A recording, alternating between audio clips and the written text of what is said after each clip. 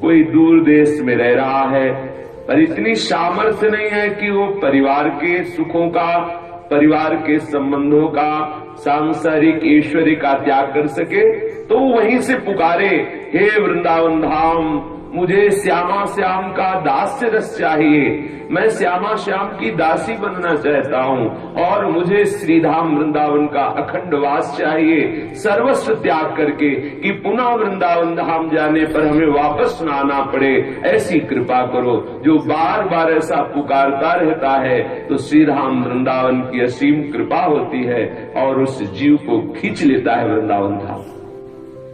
हाँ, ये जरूर है कि उसके खींचने का तरीका तुम्हारी सोच से अलग हो सकता है, तुम्हारी जो सोच है उससे अलग हो सकता है, क्योंकि वृंदावन धाम कैसे खींचेगा वो तुम्हारी सोच नहीं है।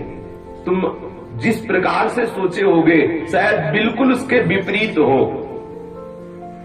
कोई दिल्ली के धनी मानी पुरुष थे, उन्होंने सत्संग में सुना कि वृंदावन के जो संतों को सुख पहुंचाता है, जो संतों की सेवा करता है, उसके ऊपर ठाकुर जी बहुत जल्दी रीझ जाते हैं, और जब ठाकुर जी रीझ जाते हैं तो उसे अपने निज समीप खींच लेते हैं, अर्थात अखंड श्रीधाम वृंदावन का वास दे देते हैं। बहुत धन था, खूब विषय सामग्रियों में मन लगा हुआ था, बस एक बात सत्संग की उसके मन में बैठ गई कि वृंदावन के संतों की सेवा।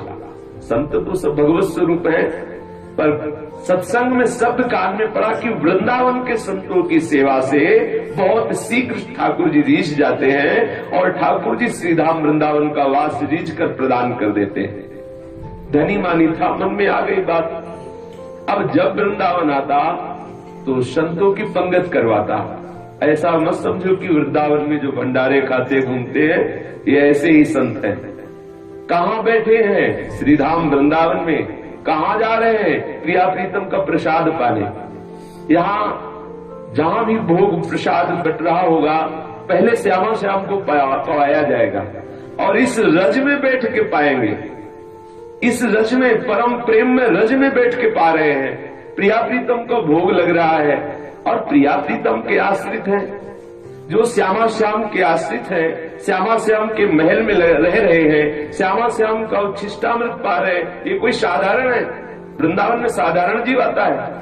असीम कृपा प्यारी जीव की होती तब वृंदावन में आता है। ऐसा कभी मत मान लेना कि अरे सब भिखारी हैं जो इधर उधर भटकते रहते हैं, भजन वजन तो करते नहीं, भागते घूमते।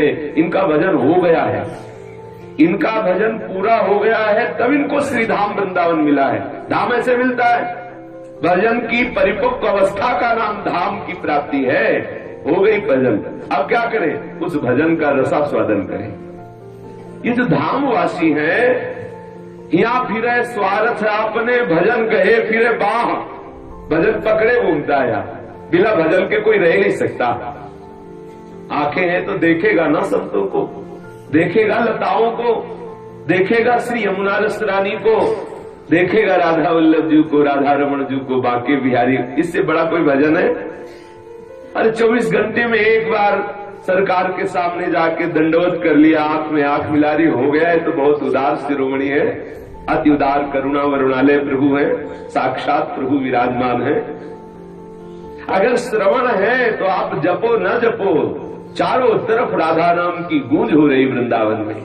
यहाँ का एक एक कण, यहाँ का एक एक पत्ता सब प्रियाजू के यश से परिपूर्ण है। अगर शरीर में त्वचा है तो वायु स्पर्श करेगी। जो श्रीधाम वृंदावन की नित्य इस महिमा का श्रवण करते हैं, पीछे सुना होगा कि केवल वृंदावन की वायु का स्पर्श होने मात्र से समस्त पाप नष्ट हो जाते हैं। बोलो क्या भजन करें? अगर यहाँ कुछ भजन नहीं करता, वृंदावन में जो कबहू कछुक भजन नहीं होए, रज तो उड़ लागे तने पीवे जमुना तो। यहाँ की महिमा कैसे, वाणी की सामर्थ्य नहीं कि यहाँ की महिमा का गान कर सके। यहाँ जो केवल वास कर रहे हैं उनको आप ऐसे वैसे मत समझ लेना। जो यहाँ लाइन में बैठे हुए राधे राधे बोल करके एक एक रुपया मांग रहे हैं, इनको आप साधारण मत समझ लेना। प्यारी जू की महल के भिखारी हैं, जहाँ अपने लोग सोच भी नहीं सकते आप फ्लैट में बैठे थे और ये हर समय परिक्रमा मार्ग में और ठाकुर जी की देहरी पे बैठे रहते हैं। गलबैया दे के निकलेंगे तो फ्लैट वाले को देखेंगे या देहरी के समीप जो बैठे उनको देखेंगे। इसलिए कभी दोष दृष्टि न करना कि वृंदावन के बाबा जी तो भिखमंगे हैं। नहीं नहीं, ये सबसे बड़े धनी हैं, क्योंकि ये राधा वर्जू की देहरी पर बैठने वाले हैं। ये राधा वर्जू के महल के भिक्षुक जन हैं। इसकी याचना तो भगवान ब्रह्मा शिव आदि करते हैं। तो वो दिल्ली के जो धनी मानी पुरुष थे, वो यहाँ के जब कभी आते तो संतों का भंडारा करते। अब क्या हुआ, उनकी संपत्ति बढ़ना शुरू हुई। एक फैक्ट्री से 2 फैक्ट्री, उत्साह बढ़ गया उनको कि ये जो बढ़ रहा है ये संत कृपा से बढ़ रहा है। अब उन्होंने 1 हफ्ते में आना प्रारंभ किया और 1 हफ्ते में संतों का भंडार, महीने में 4 बार। अब तो इतना आनंद बरसने लगा, हृदय आनंदित रहने लगा, सुख समृद्धि बढ़ने लगी। उनका जो एक पुत्र था वो भी बड़ा सुशील सज्जन और पढ़ने में बड़ा प्रवीण और व्यापार का भी हाथ बटाने लगा।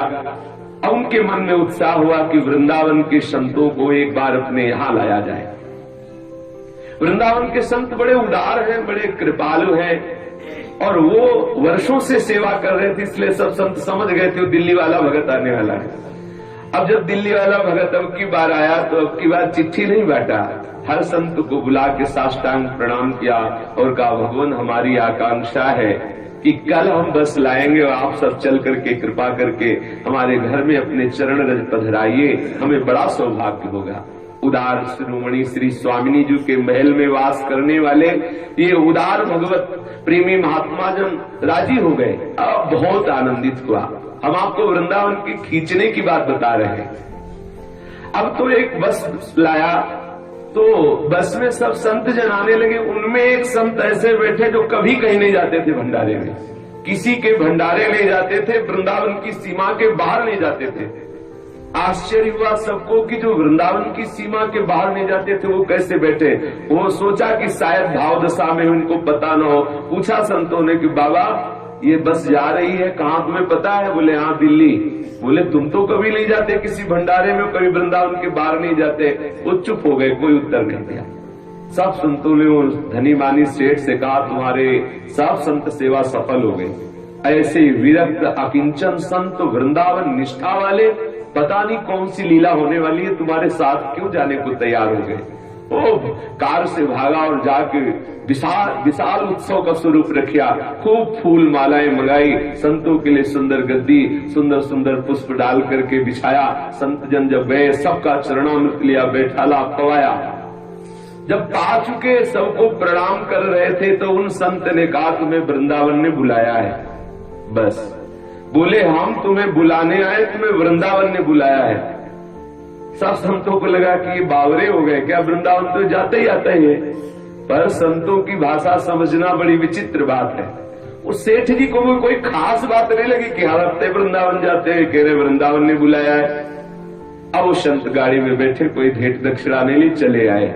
दूसरे दिन लड़के का एक्सीडेंट हुआ, मर गया। हमें वृंदावन का बुलावा बता रहे कि वो अपने ढंग से बुलाएगा। दूसरे दिन लड़के का एक्सीडेंट हुआ, मर गया, बड़ा हाहाकार। अब जिसका इतना धन वैभव और एक ही लड़का, वो भी सुशील सज्जन, व्यापार में हाथ बटाने वाला। जब उनका सब क्रियाक्रम 10-15 दिन में हो गया तो पति पत्नी रोते हुए विचार किए कि वे संपत्ति किसके लिए, जो था वो तो चला गया। बोले सब बेचो और जाके वृंदावन के ठाकुर के साथ स्वर्ण आभूषण का श्रृंगार करो, भोग लगाओ और वही वृंदावन बास करो। सब बेच बाच के अखंड वृंदावन करने के लिए, बास करने के लिए आगे।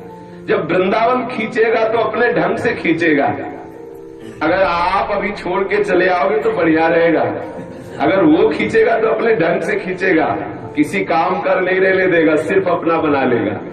अब वो जो पुत्र पधारा तो आपको लगा कि एक्सीडेंट हुआ और देखो अधोगति हुई, नहीं। सबसे पहले उस पुत्र को श्री राम वृंदावन ने दिव्य देह प्रदान करके श्री जी की सेवा में लगाया।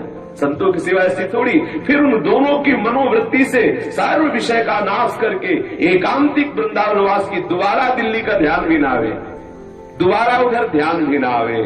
तो यहाँ श्रीपाद प्रबोधानंद जी कह रहे हैं कि जो सदैव वाणी से ऐसा पुकारता रहता है कि हम राधा माधव का दास्य रस प्राप्त करना चाहते हैं, जो महान रहस्यमय है, हे वृंदावन धाम, हम सर्व त्याग करके आप में वास करने की आशा रखते हैं।